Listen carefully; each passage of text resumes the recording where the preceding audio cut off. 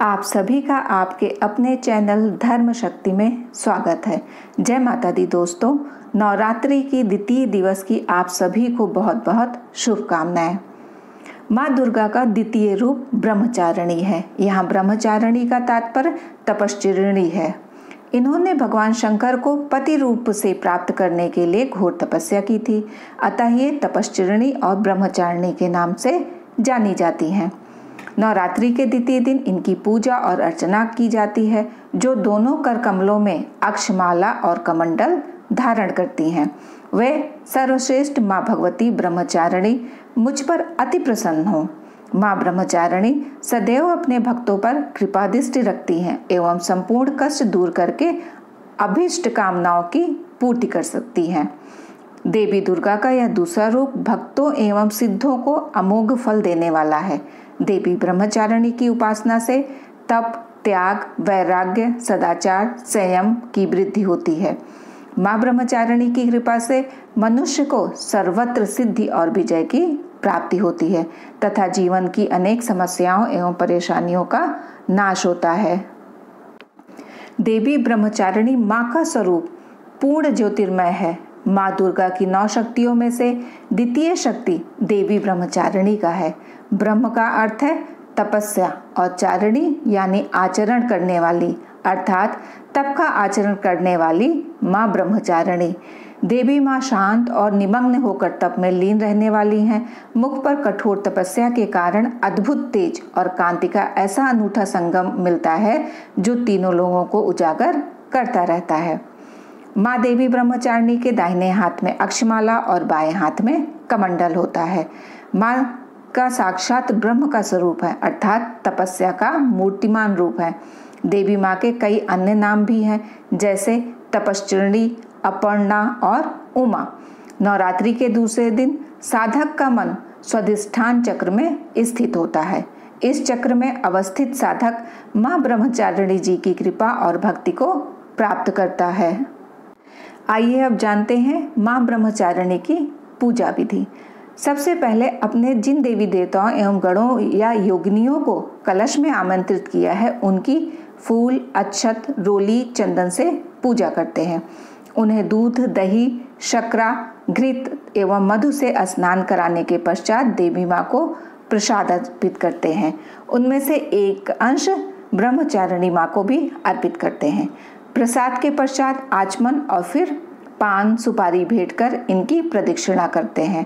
कलश देवता की पूजा के पश्चात इसी प्रकार नवग्रह, दशकदीपाल, नगर देवता, ग्राम देवता की पूजा करते हैं। इनकी पूजा के पश्चात माँ ब्रह्मचारिणी की पूजा करते हैं।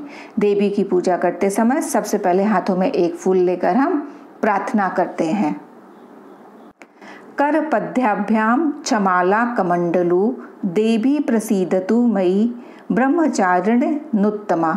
इसके पश्चात देवी को पंचामृत स्नान कराते हैं और फिर भांति भांति के फूल, अक्षत, कुमकुम, सिंदूर अर्पित के समय हम इन मंत्रों का उच्चारण भी कर सकते हैं।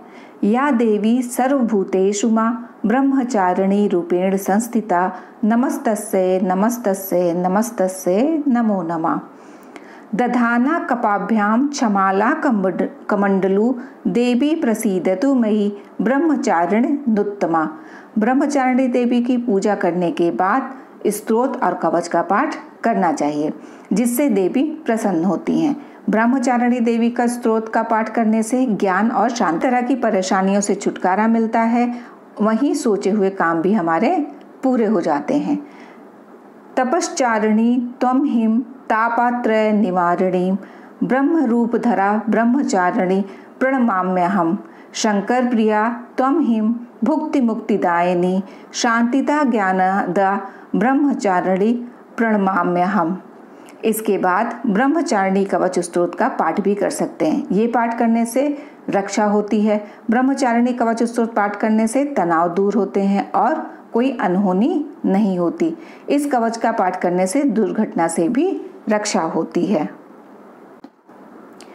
त्रिपुरा में हृदयम पातु ललाटे पातु शंकर भामिनी अर्पण सदा पातु नेत्रो अर्धरी चा कपोलो पंचदशी कंठे पातु मध्य देशे पातु महेश्वरी, षोडशी सदा पातु नाभो गृहो चा पादेयो, अंग प्रत्यंग सतत पातु ब्रह्मचारिणी। और अंत में माँ से क्षमा प्रार्थना करते हैं कि यदि जाने अनजाने पूजा में हमसे कोई भूल चूक हुई हो तो माता रानी हमें क्षमा करें।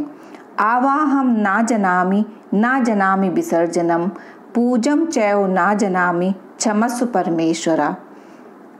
अब आइए सुनते हैं माँ ब्रह्मचारिणी की कथा। माता ब्रह्मचारिणी हिमालय और मैना की पुत्री हैं। इन्होंने देवर्षि नारद जी के कहने पर भगवान शंकर जी की ऐसी कठोर तपस्या की जिससे प्रसन्न होकर ब्रह्मा जी ने इन्हें मनोवांछित वरदान दिया, जिसके फलस्वरूप यह देवी भगवान भोलेनाथ की वामनी अर्थात पत्नी बनी। इस कठिन तपस्या के कारण इन्हें तपश्चर्णी अर्थात ब्रह्मचारिणी नाम से अभिहित किया गया।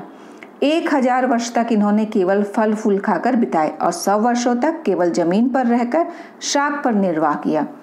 कुछ दिनों तक कठिन उपवास रखे और खुले आकाश के नीचे वर्षा और धूप के घोर कष्ट सहे।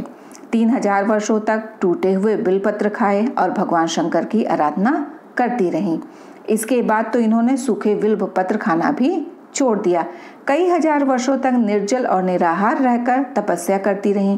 पत्तों को खाना छोड़ देने के कारण ही इनका नाम अपर्णा पड़ा। कठिन तपस्या के कारण देवी का शरीर एकदम क्षीण हो गया था। देवता, ऋषि, सिद्धगण, मुनि सभी ने ब्रह्मचारिणी की तपस्या को अभूतपूर्व पुण्यकृत बताया, सराहना की और कहा, हे देवी, आज हम किसी ने इस तरह की कठोर तपस्या नहीं की। यह तुम्ही से ही संभव थी। तुम्हारी मनोकामना परिपूर्ण हो और भगवान चंद्रमौली शिव जी तुम्हें पति रूप में प्राप्त हो। अब तपस्या छोड़कर घर लौट जाओ, जल्द ही तुम्हारे पिता तुम्हें बुलाने आ रहे हैं। जो व्यक्ति अध्यात्म और आत्मिक आनंद की कामना रखते हैं उन्हें इन देवी माँ की पूजा से सहज यह सब प्राप्त होता है। देवी का दूसरा स्वरूप योग साधना को साधना के केंद्र के उस सूक्ष्मतम अंश से साक्षात्कार कर देता है, जिसके पश्चात व्यक्ति की इंद्रियां अपने नियंत्रण में नहीं रहती हैं और साधक मोक्ष का भागी बनता है। माँ ब्रह्मचारिणी की प्रतिमा की पंचोपचार सहित पूजा करके जो साधक स्वाधिष्ठान चक्र में मन को स्थापित करता है उसकी साधना सफल होती है और व्यक्ति की कुंडलिनी शक्ति जागृत हो जाती है।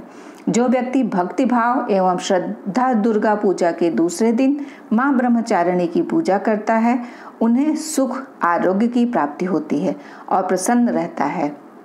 उसे किसी प्रकार का भय नहीं सताता है।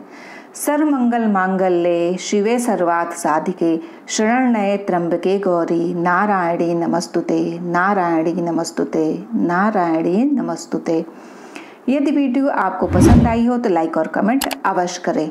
जो लोग चैनल पर नए हैं चैनल को सब्सक्राइब करके बेल आइकन को प्रेस कर लें, जिससे उन्हें आगे आने वाली वीडियो समय पर मिल सके। माता रानी की कृपा आप और आपके परिवार पर सदैव बनी रहे। जय माता दी दोस्तों, राधे राधे।